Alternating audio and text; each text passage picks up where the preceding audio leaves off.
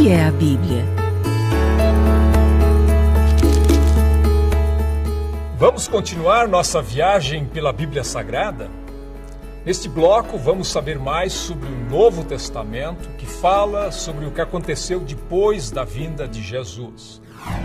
O que são os Evangelhos? É lá que encontramos a história do Natal. A história de Jesus e de seus discípulos está contada nos Evangelhos. Temos 4 Evangelhos: Mateus, Marcos, Lucas e João. A palavra Evangelho significa boa notícia. E é exatamente isso que eles trazem: a mensagem do amor e perdão de Jesus e a promessa de que a morte não é o fim.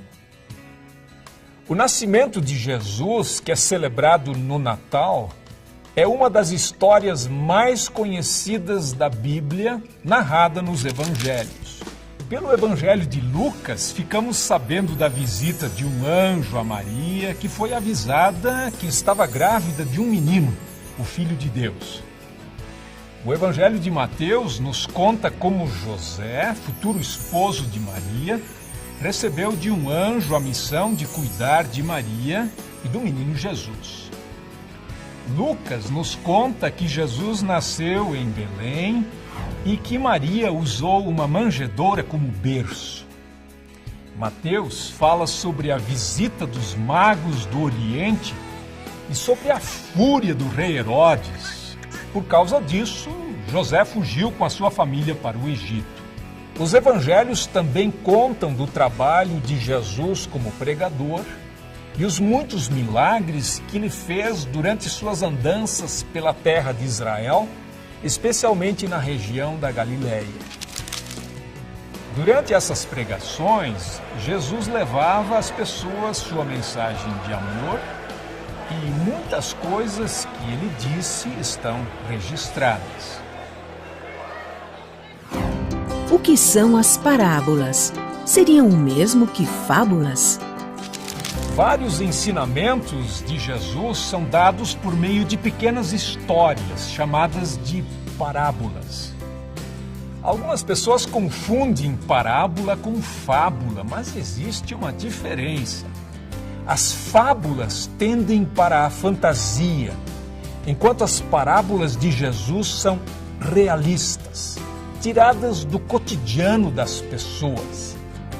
Além disso, as fábulas têm um ensinamento moral, ao passo que as parábolas de Jesus dão destaque à mensagem do reino de Deus.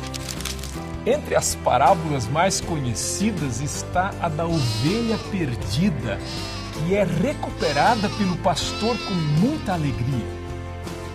Jesus contou essa parábola para explicar por que ele se misturava com pecadores e gente de má fama, perdoando os seus pecados.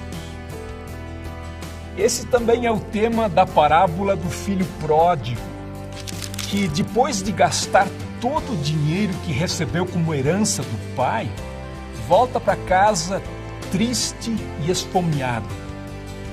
A alegria do pai que o recebe com festa representa a alegria de Deus, sempre à espera dos que voltam para ele. A história do bom samaritano que não hesita em ajudar uma pessoa maltratada foi usada por Jesus para mostrar o que é a compaixão e o que significa amar o próximo. Os evangelhos também falam sobre a Páscoa. A Páscoa celebra a ressurreição de Jesus, e esse é um dos principais temas dos evangelhos. A última parte da vida de Jesus e a maneira como ele morreu, dando a vida pelos homens, são muito importantes. A semana que antecede a Páscoa é chamada de Semana Santa. No domingo antes da Páscoa, os cristãos lembram a ocasião em que Jesus entrou em Jerusalém montado num jumentinho, enquanto as pessoas o saudavam, acenando com ramos e estendendo as suas capas no caminho. Na quinta-feira seguinte, Jesus participou do último jantar com seus discípulos e já sabia que seria traído por um deles, Judas. Jesus incomodava os líderes religiosos da época, que mandaram os soldados prendê-lo. No dia seguinte, que é celebrado como Sexta-feira da Paixão, Jesus foi condenado à morte e crucificado, junto com 2 criminosos. No domingo, amigos que visitavam seu túmulo perceberam que ele estava vazio. Mais tarde, Jesus apareceu a eles. Estava vivo outra vez. É isso que se comemora no domingo de Páscoa. Com a sua ressurreição, Jesus acabou com o poder da morte. Esta mensagem é a fonte de esperança, especialmente em momentos difíceis, como a morte de uma pessoa querida. Como continua a história depois de Jesus? O 5º livro do Novo Testamento, que vem depois dos Evangelhos, é chamado de Atos dos Apóstolos. Ele conta o que os apóstolos, como eram chamados os seguidores de Jesus, fizeram depois que ele subiu aos céus. A missão dos apóstolos era espalhar a mensagem de Jesus Cristo para o maior número de pessoas possível.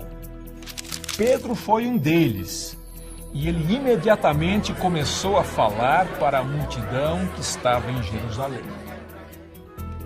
Muitos seguidores de Jesus foram perseguidos por causa da fé que tinham.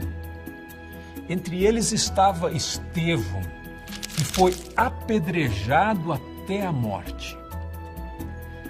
Talvez o maior apóstolo de todos tenha sido Paulo. Fundou muitas igrejas e escreveu muitas das cartas que estão no Novo Testamento. Acabou sendo preso e foi levado para Roma, onde seria julgado. Mesmo preso, Paulo não deixou de escrever as suas cartas com conselhos, estimulando as pessoas a manterem a sua fé, apesar das perseguições.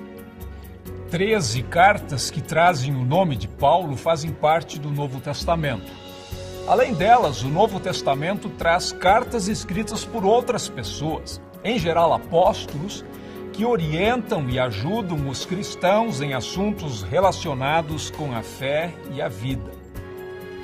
Muitas são dirigidas para grupos de cristãos que viviam em diferentes lugares, como as cartas aos Romanos, cristãos habitantes de Roma, Coríntios, habitantes de Corinto, Tessalonicenses, habitantes de Tessalônica e assim por diante. O último livro do Novo Testamento, chamado Apocalipse, foi escrito por um homem chamado João, que foi mandado como prisioneiro para a ilha de Patmos, porque anunciava a mensagem de Jesus.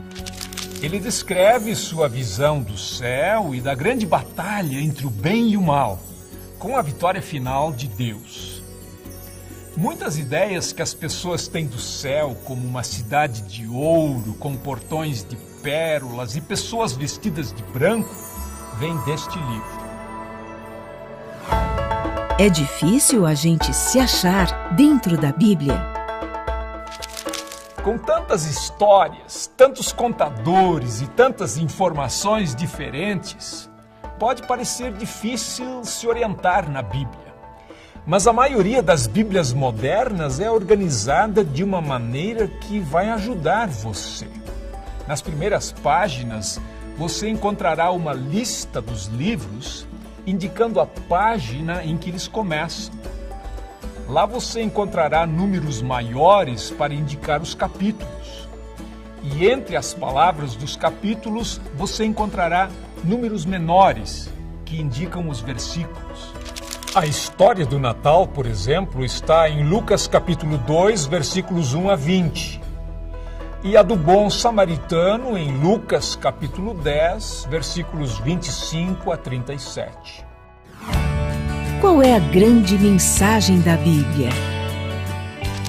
É difícil resumir em poucas palavras a grande mensagem da Bíblia.